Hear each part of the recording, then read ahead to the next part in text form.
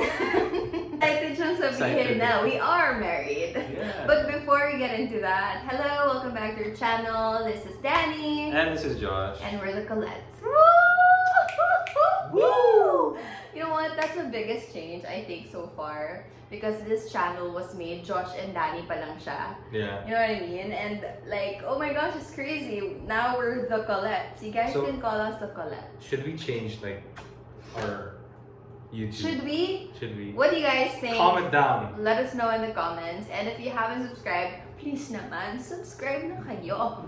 Share this with your friends. Come on guys, kailangan namin for our future. Ganyan. But anyway, this video is about being married. We just wanted to quickly tell you guys, update you guys, you know, let you in on the splook, about what happened, why we got married, how we got married, when we got married, all of those juicy Why we things. got married? Why nga ba? Why nga ba? Why would you marry me?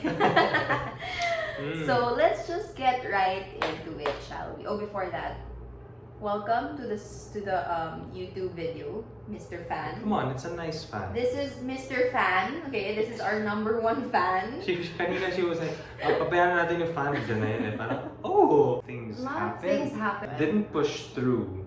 And I was like, I wanted to do it kasi I don't know. We never know, diba? What can happen like in the future, in a month from now, diba? Kung mag-lockdown. So I was like, whatever.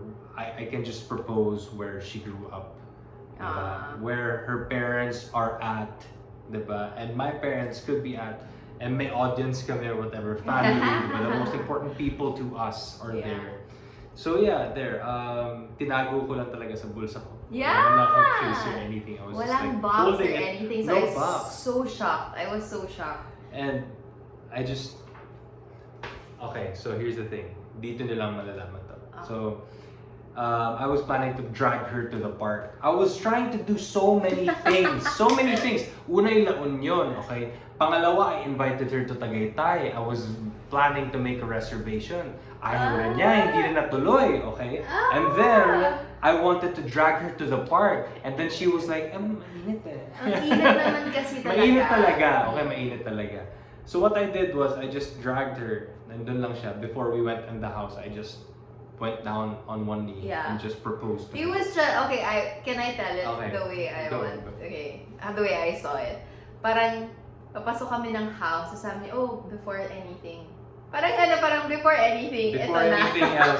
before anything else. Kasi, it wasn't how I wanted to say it, okay? Yeah. Pero kasi, napuno na ako kasi so many things happened. Tapos talagang, But, alam mo, props Hindi to you natuloy. ha. Props to you because you kept your cool. Like, I didn't even know that you, if it were me, like, I'm the guy, you know how anxious I am, right? And like, I want everything to be perfect. Siya talagang kulang, whatever, okay, fine. She doesn't want to go to the park, okay, fine, whatever, just, ito na, sige na, here, let's go. Let's do it. I was making some adjustments on the fly. Babe. Yung actor skills Adjustments niya. like impromptu to the max. Super, grabe. And he wasn't even sweating. I was sweating so much because it was a hot day, you know, like it felt like 40 degrees that day. Yeah, because I was excited more than anything. I wanted to propose. I had the timeline that week. I wanted to propose that week. Plinano ko yung La Union that week, hindi natuloy. Tagaytay that week, hindi natuloy. Park that day, that hour, hindi natuloy. So I was like, we're married! We're married! Boom! So That's yeah, it. I went down on one knee, tapos. And then he didn't even say anything anymore because yung sabi ko sa kanya, please, when you propose, if ever you propose, please don't say anything like, oh, you were gonna blah blah blah blah blah. I mean, okay, you guys, I'm not saying that that's bad or that's wrong. It's just my preference. Kung nakaluhod ka na, just tell me right there and then. And that's exactly what he did. He was like, will you marry me? So that's it. That's how we got engaged. Move on tayo sa, we're married. So we got engaged, what was it, June? July? What? July. We got engaged July and we got married September. Agad. Yeah. Agad.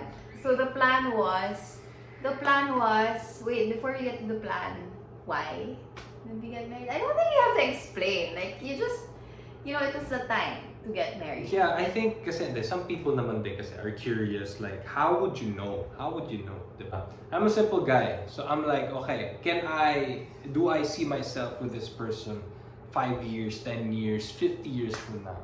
Diba? And do we get along? Diba? Are there issues that are recurring that we can't really talk about properly that can't be fixed? Diba? Wala naman. And on top of everything, of course, diba? I love her. Diba? We love each other. Diba? So that was it for me. I was like, ba't pa ako maghahanap pa ba ako ng iba? Hello! Hello! Hello. Hello! No, yeah, and aside from that, wala, it's a cliche thing that people say, when you know, you know. Yeah, Well, it's true. It's true. It's Yeah, it is true. And I think the pandemic really pushed us.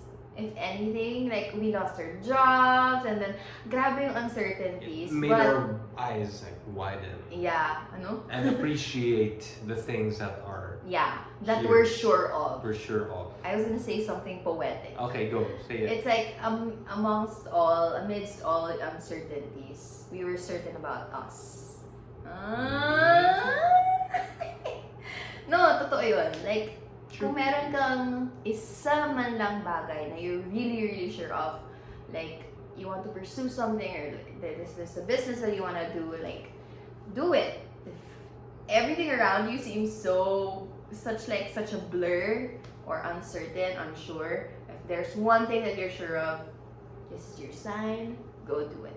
Anyway, so that's why we got married. When we got married, it was September. We're not gonna give you the exact date anymore. I'm gonna keep that to ourselves. But we got married in September. So the timeline again was July engagement, September married. September was also the time that nangyari yung second lockdown. So all our wedding plans just got scrapped. That's another thing, okay? So it wasn't a big deal for me, honestly, as long as we were together and we had family over, diba? The closest people in our lives talaga.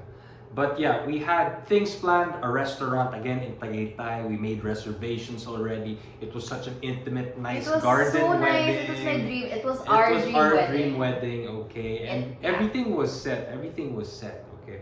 But lockdowns, diba? Everything is uncertain. But again, diba? You grasp into the things that you are certain of in this time of uncertainty. Sabi nga ni Daddy. Yes. So we just went for it and we got married, diba? In my parents' house. Her parents' house. And it was so special because we got engaged there and we got married there. And if you guys know about me and my family, if you don't know this yet, we're such DIYers. My 18th birthday party was a DIY extravaganza. So this wedding was also very much DIY. I just ordered baby's breath flowers, decorated the dining table for our parents, and ordered damo flowers yung bouquet ko, tsaka yung flower niya sa Which niya. was really nice, by the way. Really nice. Like, It I lasts love your forever. flowers. It lasts forever. You should bring it here and Yeah. put it up somewhere. Yeah, but Should yeah, so it was very DIY, as in yung expenses lang namin doon was not even 10% of our original Yeah. budget for the wedding that we wanted to do at Tagaytay. So, ang dami So, namin na save. More savings. More savings for us. Pro tip for people who are planning to get married: if you don't want the big wedding, okay, the bodacious wedding or whatever, just keep it minimal. I just want to talk about this real quick, about the weddings, okay? Because I think it's been a trend ever since, diba, na weddings have to be big and expensive, diba? And I think now, because I think in our culture also. and our culture also, diba? But now, diba, with the world becoming what it is right now, and with everything that's happening, I think people are becoming smarter in terms of what they spend on talaga. Yeah. So yeah, I mean, it was a blessing for me as well. So that's it. That's where we got married, when we got married, why we got married, how we got married, and before we basically. got married, And before we got married. how So, it happened. wala kaming official photos. We didn't even have an official photographer, videographer, because there's no space, and it's, sabi ko nga, lockdown. As we mentioned a while ago, it was a lockdown, so we didn't, we wanted to keep the number of people in the house at a minimum. So literally my uncle, who is a director, just grabbed my mom's phone and took pictures with her phone. And Yeah. here are the photos.